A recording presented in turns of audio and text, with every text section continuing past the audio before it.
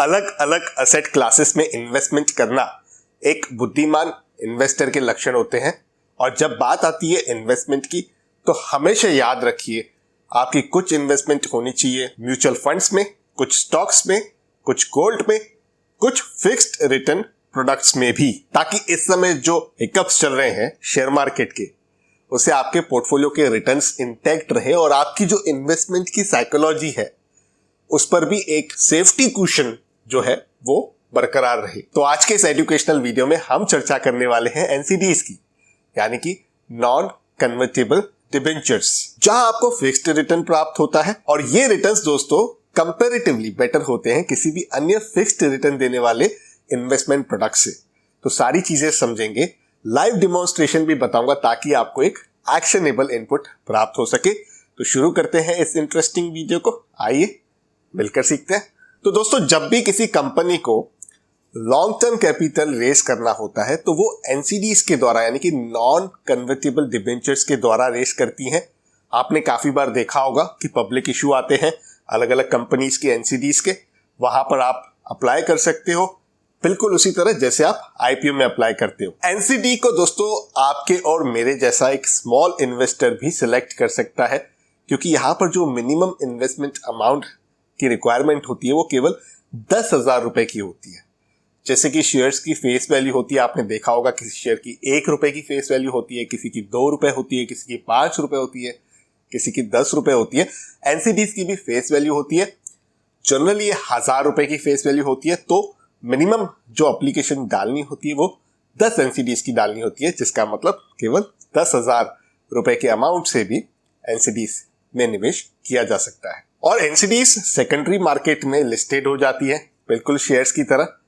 तो जब कभी किसी व्यक्ति को पैसे की आवश्यकता है तो वो उसे सेकेंडरी मार्केट के माध्यम से यानी कि आपके डीमेट अकाउंट में ही होती है, तो आपके ब्रोकर के सहारे भी आप उसे सेल कर सकते हो। हाँ, एक बात का ध्यान रखिएगा कि जो भाव है उस समय वो मार्केट तय करता है, वो आप नहीं तय करते हो। इस पे भी बायर और सेलर होते हैं, प्राइस का जो वेरिएशन होता है वो थोड़ा सा बड़ा हो सकता है, तो इस चीज का आप ध्यान जरूर रखिएगा। अब काफी लोग एनसीडीज को फिक्स्ड डिपॉजिट के साथ कंपेयर करते हैं और इस विषय पर भी मैं एक डिटेल्ड वीडियो बनाकर आपके साथ एजुकेशनल इंफॉर्मेशन को एक्सचेंज करूंगा।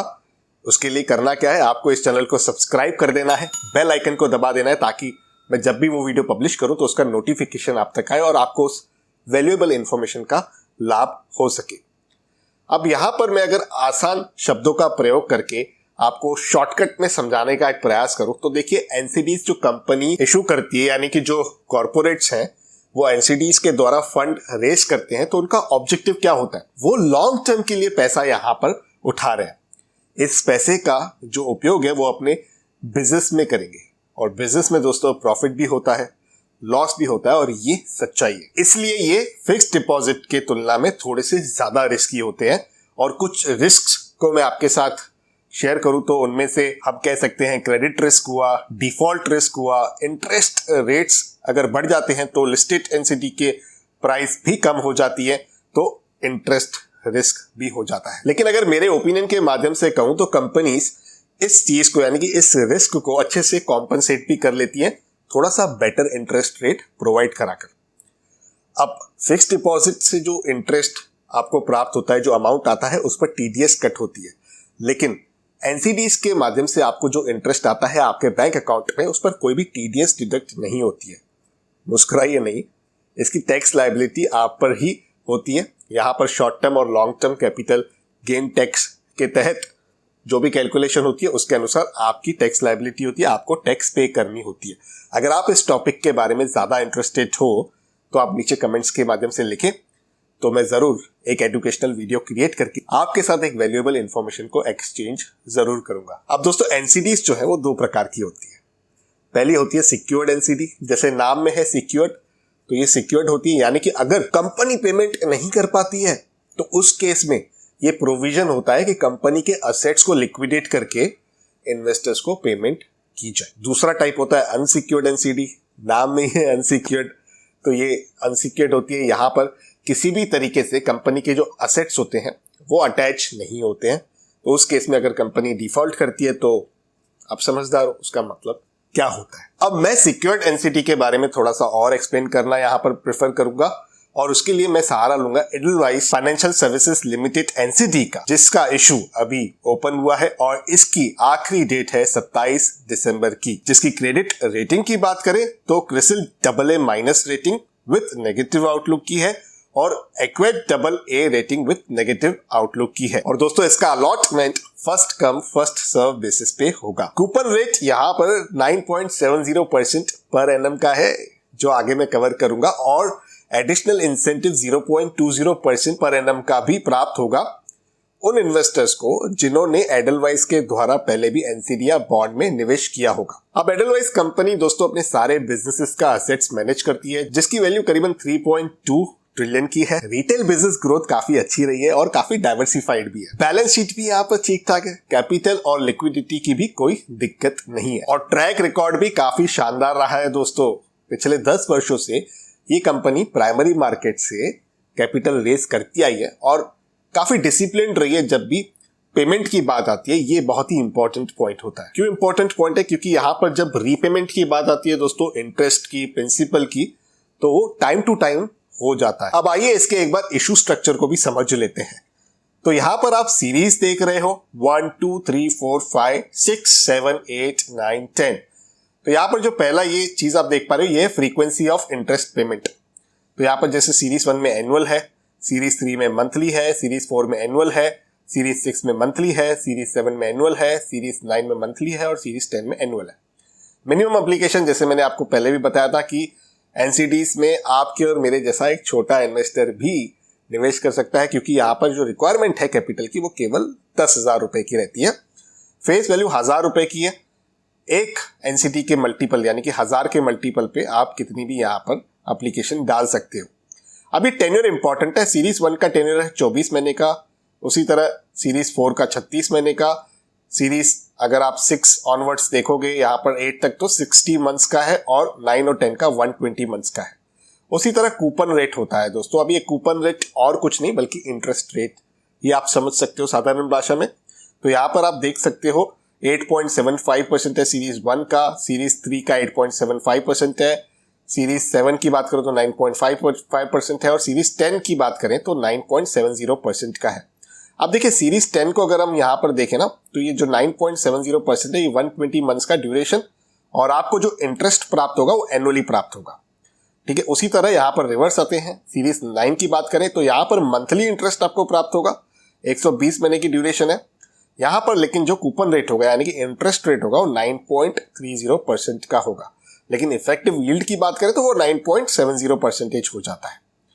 और काफी लोग कम ड्यूरेशन के लिए भी प्रेफर करते हैं, तो उनके लिए भी अच्छा ऑप्शन ये है कि उनको अगर मंथली चाहिए तो सीरीज 3 को रेफर कर सकते हैं, जहां पर ड्यूरेशन केवल 36 महीने की होती है। हाँ, वहां पर कूपन रेट कम हो जाता है, 8.75% का हो जाता है और यील्ड की बात करें तो 9.10% का ठहरता है। तो ड्यूरेशन अगर ज्यादा चाहिए तो वहां पर ऑफकोर्स कूपन रेट आपको ज्यादा मिलेगा। अगर आपको ड्यूरेशन कम चाहिए तो वहां पर आपको थोड़ा कितना इंटरेस्ट रेट में यहाँ पर कॉम्प्रोमाइज करना पड़ सकता है। अगर किसी को 9% के अबाउ चाहिए तो डेफिनेटली ये जो सीरीज 6 है और जो सीरीज 7 है उसे वो देख सकता है। 60 मंथ्स का ड्यूरेशन 9.55% का है, तो ये भी एक ठीक ठाक फिगर्स मुझे लग रहे हैं। अब आपकी सहायता के लिए इस एनसीडी में निवेश करने की जो लिंक है वो नीचे मैं डिस्क्रिप्शन में दे दूंगा। आप उस लिंक को क्लिक करें, पढ़ें, समझें। यहाँ पर मैंने एक चीज को इंट्रोड्यूस कर दिया आपके साथ। अब आपको अपनी सूझबूझ के अनुसार ही अपने मेहनत के पैसे को कहीं पर भी निवेश करना है। तो यदि अगर किसी को निवेश करना ही है तो जरूर नीचे डिस्क्रिप्शन में दी गए लिंक के माध्यम से ही करें। अब बात करते हैं कि किसे निवेश करना चाहिए। देखिए, अगर कोई अपने रिटायरमेंट के कॉर्पस को जोड़ रहा है, जिसकी रिटायरमेंट अभी नजदीक भी है या जो रिटायर्ड लोग भी हैं, उस केस में वो एनसीडीज को देख सकते हैं। जिनको मार्केट की वोलेटिलिटी बिल्कुल पसंद नहीं है या कुछ प्रॉफिट्स अब उन्हें बुक करके फिक्स्ड रिटर्न वाले इंस्ट्रूमेंट्स में पार्क करने हैं, तो वो लोग भी एनसीडी का एक जो दरवाजा है वो खटखटा सकते हैं। उसी तरह अगर किसी को केवल फिक्स्ड रिटर्न में जाना है, जिसे मार्केट में कहीं पर भी अपने पैसे को नहीं लगाना है, यानी कि जहां से रिटर्न्स कंसिस्टेंट नहीं हो, कांस्टेंट नहीं हो, साइक्लिक वेट शायद वो पर्सन नहीं करना चाह रहा है, क्योंकि कुछ लोगों की पर्सनैलिटी होती है कि उन्हें उतार चढ़ाव से थोड़ा एंजाइटी हो जाता है। तो वे लोग भी एनसीडी को यहाँ पर कंसीडर कर सकते हैं। तो मैंने इस एजुकेशनल वीडियो के माध्यम से आपके साथ एक वैल्यूएबल इंफॉर्मेशन को एक्सचेंज करने का प्रयास किया है। आपके उसके बावजूद भी कोई सवाल है, कोई सुझाव है, तो नीचे कमेंट्स के माध्यम से ज़रूर उन्हें लिखें।